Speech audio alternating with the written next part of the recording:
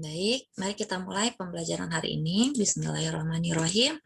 Assalamualaikum warahmatullahi wabarakatuh. Bagaimana kabar kalian hari ini? Semoga baik-baik saja ya. Alhamdulillah pada kesempatan hari ini kita akan kembali belajar bahasa Indonesia yang insya Allah menyenangkan ya, walaupun hanya dalam kegiatan video saja seperti saat ini. Mohon maaf, Ibu hanya bisa mengirimkan video saja sekarang karena di sini Ibu sedang ada kegiatan terlebih dahulu. Jadi, silakan kalian simak video ini sampai habis selama 30 menit. Kemudian 30 menit lagi kalian gunakan untuk kegiatan mengerjakan latihan. Nah, pada pembelajaran hari ini seperti biasa kita akan belajar mengenai teks biografi. Nah, sebelum ke pembelajaran, Ibu ingin kalian untuk berdoa terlebih dahulu. Sebelum berdoa, Ibu ingatkan kembali untuk mengisi absensi, silakan ketik nama kemudian kelas kalian pada kolom komentar di bawah ini ya. Itu sebagai tanda bahwa kalian telah masuk pada pembelajaran Ibu. Mari semuanya kita untuk berdoa terlebih dahulu. Berdoa dimulai. Doa sebelum belajar. Bismillahirrahmanirrahim. Raditu billahi rabba wa bil islami dina wa bi Muhammadin nabiyya wa rasula. Rabbi zidni ilman warzuqni fahman. Yang artinya, kami ridho Allah Subhanahu wa taala sebagai Tuhanku, Islam sebagai agamaku, dan Nabi Muhammad sebagai Nabi dan Rasul. Ya Allah, tambahkanlah kepadaku ilmu dan berikanlah aku pengertian yang baik. Amin. Semoga pembelajaran pada hari ini dapat keberkahan dari Allah Subhanahu wa taala dan semoga apa yang Ibu sampaikan pada hari ini dapat dipahami sepenuhnya oleh kalian semua ya. Amin.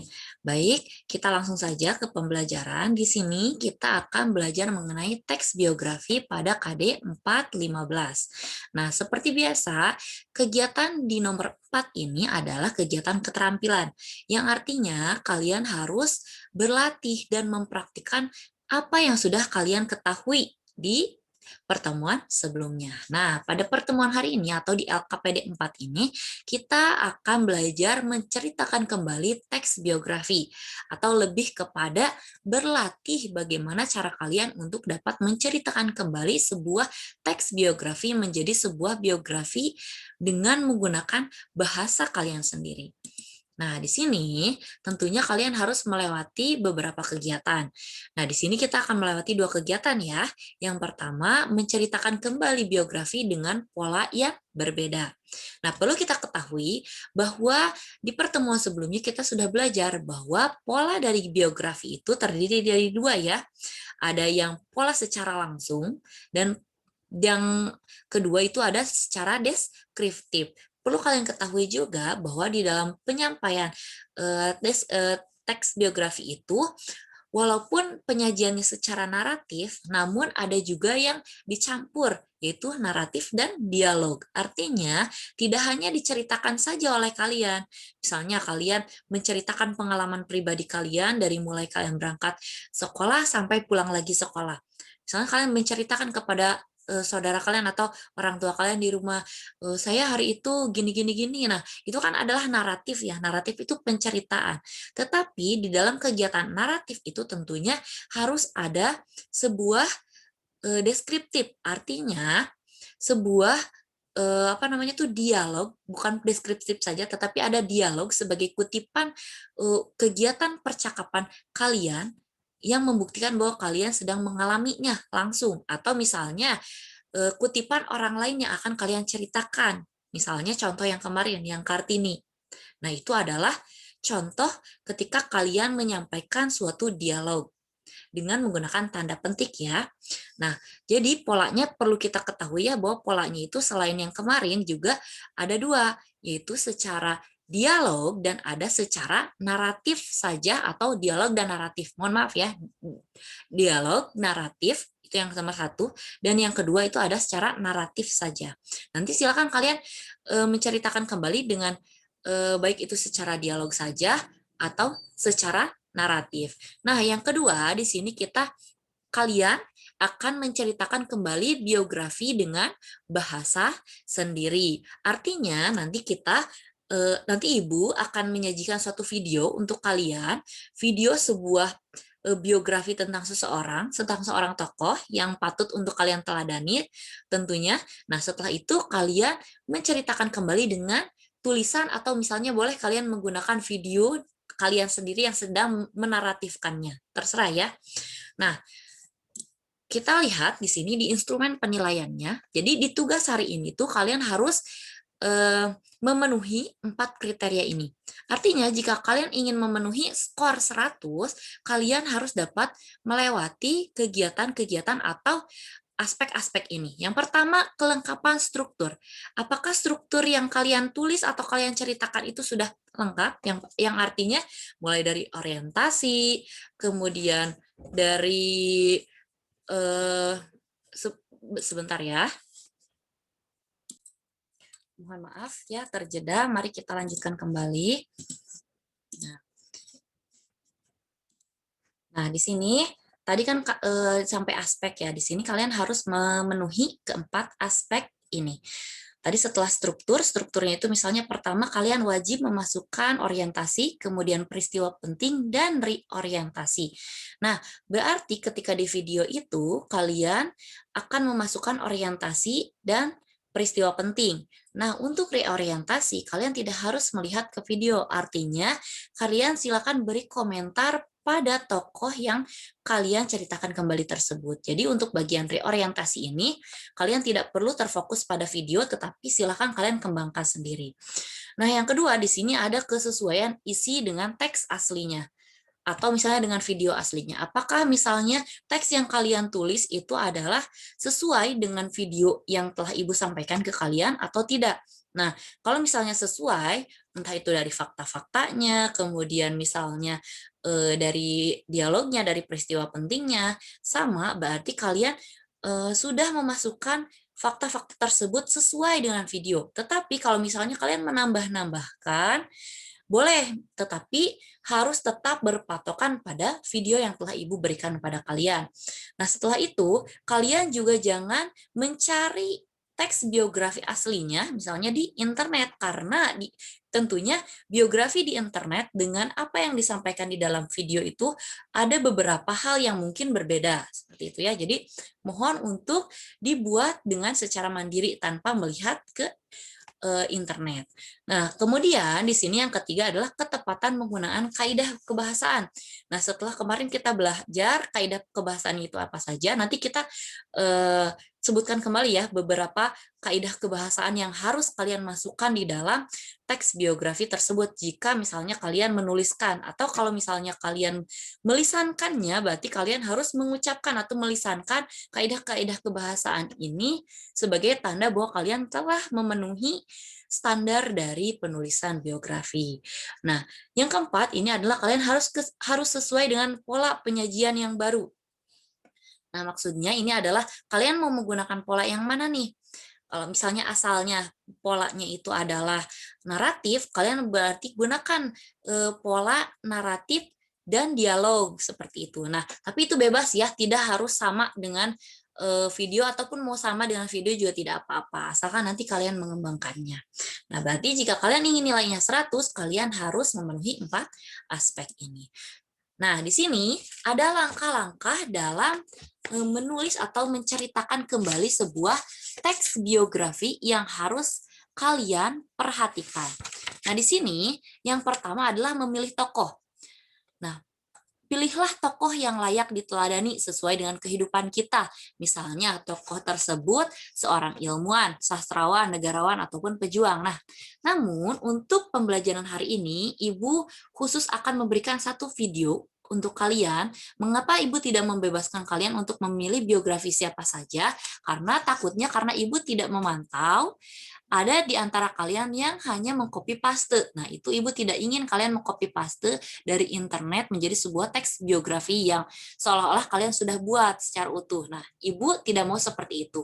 Jadi Ibu ingin di sini kalian membuat atau menceritakan kembali sebuah teks biografi dari video yang telah Ibu tayangkan kepada kalian. Nah, yang kedua, kalian harus menyimak sampai betul-betul memahaminya. Jadi video yang Ibu sampaikan nanti, video yang Ibu tayangkan ini harus kalian simak sampai habis tentunya, dan harus kalian pahami sebetul-betulnya. Jangan sampai kalian menulis sesuatu yang melenceng atau salah dari fakta yang ada. Nah, catatlah bagian-bagian cerita yang dianggap penting dari setiap rangkaian peristiwa yang dialami oleh tokoh yang ada di dalam video tersebut. Kemudian, ketahui pula pemikiran, cita-cita, karakter, dan hal-hal yang lainnya yang menjadi ciri khas dari tokoh tersebut. Artinya kalian harus memasukkan keistimewaan dan keteladanan yang ada di dalam tokoh biografi tersebut. Nah, jika lisan, sampaikanlah dengan suara yang lantang, lafalnya yang jelas, intonasinya yang jelas juga, seperti itu ya. Nah, kalau misalnya ingin tulisan, berarti tulislah secara runut, sesuai dengan struktur yang telah kita ketahui. Kemudian, gunakanlah bahasa yang mudah dipahami oleh pendengar jika dilisankan, atau dipahami oleh seseorang yang akan membaca tulisan biografi kalian. Hindarilah kata-kata yang berbelit-belit dan membingungkan. Gunakanlah kata-kata yang jelas dan kalimat yang sederhana untuk menimbulkan kesan yang kuat pada bagian-bagian cerita. Sesekali kalian tuh perlu juga melakukan pengulangan kata dengan menggunakan kata sinonim. Misalnya nih, kan di dalam sebuah teks biografi itu ada kaidah kebahasaan pronomina ya. Misalnya yang akan kalian ceritakan kembali itu adalah biografinya Ibnu Rusdi. Misalnya kalian tidak akan terus-terusan nyebut Ibnu Rusdi adalah Ibnu Rusdi, Ibnu Rusdi itu, Ibnu Rusdi ini, Ibnu Rusdi itu jadi Ibnu Rusdi semua. Nah, ganti kata Ibnu Rusdi tersebut dengan pronomina, artinya gunakan seperti kata dia, beliau, iya. Nah, kata-kata pronomina seperti itu akan membantu sebuah teks itu agar tidak menjadi monoton gitu ketika dibaca ya. Jadi kalian harus pintar-pintar menggunakan variatif pronomina yang akan kalian buat. Kemudian perhatikan pula penggunaan ejaan dan tanda baca. Yang sampai misalnya ketika kalian menulis masih ada yang salah ketik, atau misalnya ejaannya, imbuhannya masih salah-salah, kalimatnya masih rancu dan berlebihan. Nah, coba kalian revisi kembali. Nah, kemudian di sini ya yang paling final itu adalah kalian harus melakukan kegiatan penyuntingan. Apa saja sih yang disuntingnya itu? Yang pertama, coba lihat kembali apakah struktur teks yang sudah saya buat ini lengkap, mulai dari orientasi, peristiwa penting hingga diorientasi, atau misalnya masih kurang nih, saya masih lupa misalnya menuliskan reorientasinya. Maka kalau misalnya ada yang terlewat seperti itu, silakan untuk ditulis kembali oleh kalian dan diperbaiki. Kemudian lihat apakah kaidah kebahasaannya itu sudah lengkap atau belum. Nah, jika belum lengkap, silakan kalian itu lengkapi. Nah, nanti kita bahas kembali ya kaidah kebahasaan itu ada apa saja. Kemudian setelah itu, setelah distruktur dan kaidah kebahasaan, nah, perhatikan lagi apakah kaidah dan ejaannya masih salah-salah, atau misalnya sudah yakin kalian. Kalau misalnya sudah yakin, bolehlah kalian untuk langsung mengirimkan tugasnya kepada Ibu. Nah, di sini Ibu akan sedikit menjelaskan kembali terkait kaidah kebahasaan dari teks biografi yang harus tentunya kalian masukkan ke dalam teks tugas kalian, atau misalnya kegiatan lisan kalian. Tinggal kalian pilih, kalian mau tugasnya secara lisan, artinya kalian mengirimkan video, atau misalnya mengirimkan tulisan penceritaan kembalinya. Ya.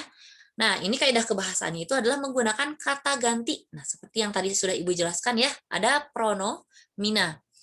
Kemudian menggunakan kata kerja tindakan. Tentunya ya ketika sebuah teks itu pasti di dalamnya itu pasti ada sebuah kata kerja. Tidak mungkin tidak ada kata kerjanya. Nah, di nomor ketiga, kalian harus menggunakan kata deskriptif. Artinya kata-kata yang menggambarkan tentang tokoh tersebut. Misalnya ketika kalian menggambarkan tokoh nenek, tentunya kalian mungkin yang ada di pikiran kalian penggambarannya adalah berambut putih, kemudian kulitnya keriput. Nah, itu adalah sebuah penggambaran. Nah, begitu pula dengan tokoh yang akan kalian sampaikan nanti di sebuah tulisan. Nah, kemudian banyak menggunakan kata pasif, misalnya diberi, ditugaskan, dipilih, atau misalnya seperti ini. Ibnu Rusdi dipilih sebagai misalnya tokoh ilmuwan dunia pada tahun. Nah, itu adalah kata-kata yang menggunakan kata pasif, menggunakan imbuhan di. bukan kata depan ya. Kalau kata depan itu di pasar. Nah, itu kata depan yang berfungsi sebagai keterangan. Kalau misalnya diberi, ditugaskan, dipilih, itu bukan kata depan, melainkan imbuhan yang artinya masih bisa diubah menjadi kata yang tidak pasif atau aktif, seperti memberi diubah menjadi pasif jadi diberi. Misalnya menugaskan diubah menjadi ditugaskan. Nah, itu pasifnya. Kemudian yang kelima di sini banyak menggunakan kata kerja mental. Seperti yang telah kita ketahui pada semester sebelumnya, kita telah belajar ya, kata kerja mental itu adalah kata kerja yang bersifat abstrak.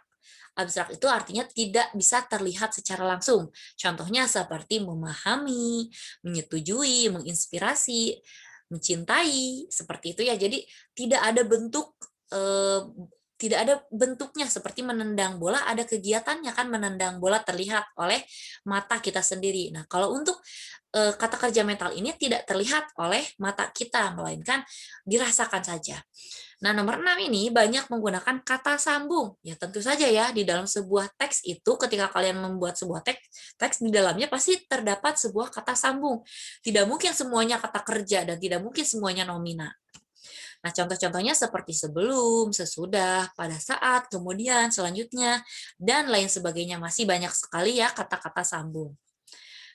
Kemudian, di sini tugasnya adalah silakan kalian untuk menyimak teks yang akan Ibu berikan ini selama 15 menit. Setelah itu, silakan kalian membuat sebuah teks biografi berdasarkan dari video yang telah Ibu berikan. Artinya, kalian hanya menceritakan ulang saja, tetapi berupa sebuah teks biografi yang diawali dari orientasi hingga reorientasi. Namun, jika di antara kalian ingin misalnya kegiatannya itu berupa lisan saja, silakan kalian buat video menceritakan kembali kisah Ibnu Rusdi dari awal hingga akhir. Seperti itu ya. Mari kita lihat tayangan videonya di sini. Sebentar ya, di sini. Silakan kalian perhatikan biografi dari Ibnu Rusdi ini.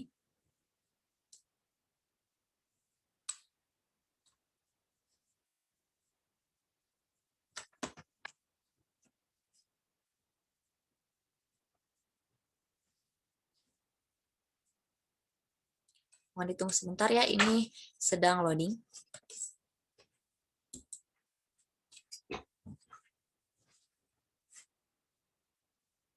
Silakan kalian perhatikan.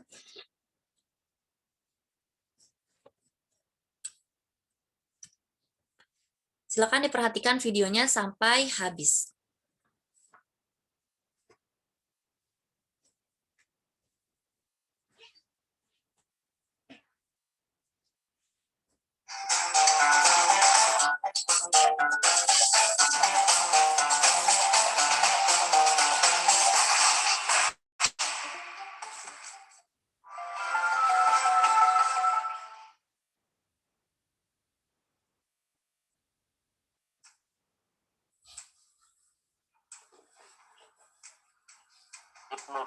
Ibnu Rus memiliki nama lengkap Abdul Walid Muhammad bin Ahmad bin Rus. Beliau dilahirkan di Cordova, wilayah Spanyol pada tahun 520 Hijriah atau 1126 Masehi. Ia berasal dari kalangan keluarga besar yang terkenal dengan keutamaan dan mempunyai kedudukan tinggi di Andalusia. Ibnu Rus adalah seorang filosof.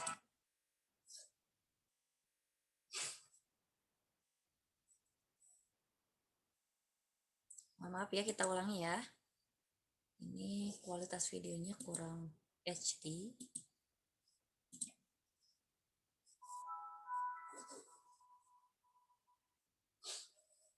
Nah, saat loading seperti ini boleh kalian skip saja videonya ya. Langsung saja ke intinya. Di Cordova, wilayah Spanyol pada tahun 520 Hijriah atau 1126 Masehi. Ia berasal dari kalangan keluarga besar yang terkenal dengan keutamaan dan mempunyai kedudukan tinggi di Andalusia. Ibnu Rus adalah seorang filosof Islam terbesar di Eropa pada zaman pertengahan dengan sebutan Averroes. Keluarga Ibnu Rus sejak dari kakeknya tercatat sebagai tokoh keilmuan. Kakeknya menjabat sebagai kodam di Cordova dan meninggalkan karya-karya ilmiah yang berpengaruh di Spanyol. begitu pula ayahnya. Maka Ibnu Rushd dari kecil tumbuh dalam suasana rumah tangga di keluarga yang besar sekali perhatiannya kepada ilmu pengetahuan. Di bawah asuhan keluarga yang terdidik dan terpandang, serta kondisi politis inilah Ibnu Rushd lahir dan berkembang menjadi dewasa. Pendidikannya dimulai sejak kecil di keluarganya yang alim. Kakek dan ayahnya adalah penganut mazhab Maliki. Ibnu Rushd juga meriwayatkan hadis dan menghafal kitab Al-Muwatta, karya Imam Malik atas bimbingan sang ayah. Setelah menginjak remaja, ia terdorong keluar dari lingkar keluarga dalam menuntut ilmu. Para fuqaha yang menonjol di kawasan Andalusia kala itu didatangi Ibnu Rushd sebagai guru untuk ditimpa ilmunya. Di antara para fuqaha itu antara lain Abu Al-Ayyub, Abu Marwan bin Masyarrah, Abu Bakar bin Sambun, Abu Ja'far bin Abdul Aziz, Abdullah Al-Maziri, dan Abu Muhammad bin Rizki. Dalam bidang kedokteran, ia belajar kepada Abu Ja'far Harun Ad-Dirjali dan Abu Marwan bin Farbun. Dalam bidang filsafat, Ibnu Rushd belajar pada Ibnu Bajjah, yang diperah dikenal dengan Ibn Baz, seorang filosof besar di Eropa sebelum Ibnu Rushd. Selain itu, ia juga berhubungan dengan Dr. Abu Marwan bin Zuhair dan Raja Dinasti Muwahhidun. Pada tahun 1153, Ibnu Rushd pindah ke Maroko untuk memenuhi permintaan Khalifah Abdul Al-Mu'min, khalifah pertama dari dinasti Muwahhidun. Khalifah ini yang membangun sekolah-sekolah dan lembaga ilmu pengetahuan. Ia meminta Ibnu Rushd untuk hidup kita ya tentang asik dan serunya kita. Asiknya snack video, asikin hidup lo. Mau rambut tebal terus? Pakai Pantene formula baru. untuk membantu mengelola lembaga-lembaga tersebut. Pada tahun 1169, risalah pokok tentang medis, yakni Ar-Risalah, telah diselesaikannya. Dan tahun yang sama pula, ia diperkenalkan oleh Ibnu Tufat kepada Khalifah Abu Ya'qub. Hasil dari pertemuan ini, Ibnu Rushd diangkat sebagai qadhi di Sevilla. Ia memanfaatkan kesempatan tersebut dengan sebaik-baiknya. Semenjak itu,